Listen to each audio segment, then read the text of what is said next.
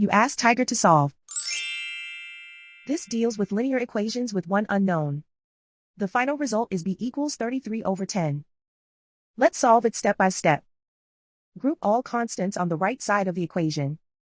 Add 1/2 to both sides. Combine the fractions. Combine the numerators. Reduce the zero numerator. Simplify the arithmetic.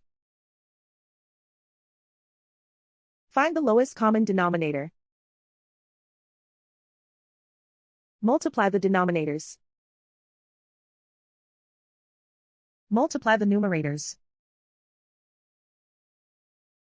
Combine the fractions.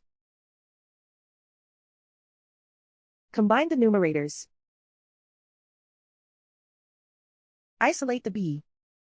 Multiply both sides by inverse fraction 3/1. Group like terms. Multiply the coefficients. Simplify the fraction.